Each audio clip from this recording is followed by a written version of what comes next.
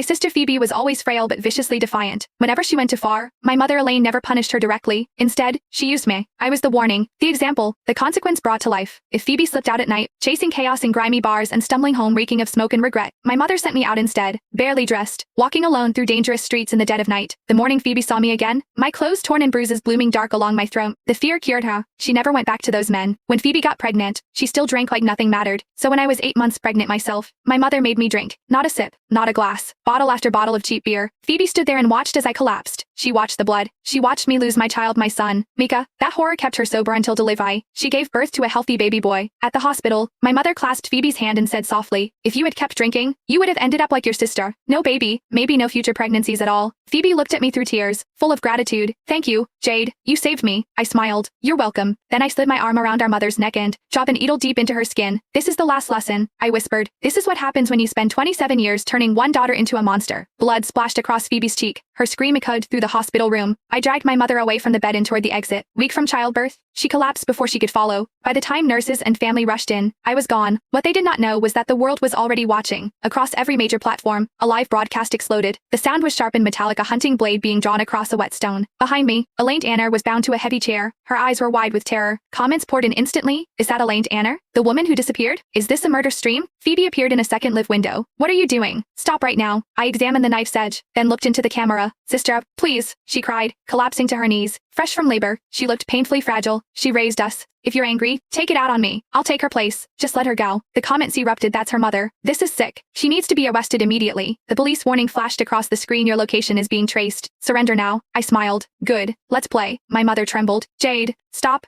Turn yourself in. I'll write a statement for leniency." The viewers melted. "Even now, she forgives her. That's a mother's love. My daughter is pure evil." I laughed softly. "No need." The blade scraped against the floor as I walked toward her. Phoebe screamed my name. I pressed the knife to my mother's throat. "Tell me," I said calmly. "Where's Micah?" The room froze. The comments slowed. Phoebe shook her head violently. "He's dead. We buried him." "No," I snapped, my grip tightening. "He is not dead." My father's voice thundered through the stream. "You lost the baby. We all mourned. You need help." I smiled. "Mom, if my baby truly died, you'd be able to look me in the eye." She couldn't. I turned back to the camera. "I didn't start this broadcast to kill anyone. I started it to find my son, the child my mother hid from me." Confusion flooded the comments. I continued. "My so-called miscarriage was not an accident. It happened because my pregnant sister kept drinking, and my mother forced me to drink instead to scare her sober." Shock rippled through the feed. My mother screamed that it was a lie. The viewers hesitated. I knelt in front of her. "You've used me as Phoebe's lesson my entire life. Mika was going to be next, wasn't he?" Her breathing betrayed her. "Am I not your daughter too?" I asked quietly. She turned away. I stood. "Bring me my son, and I surrender." Fail, and every 10 minutes, she loses something. The timer started. Police questioned the family. Everyone repeated the same story. Stillborn. The clock ran out. I cut. The scream was animal.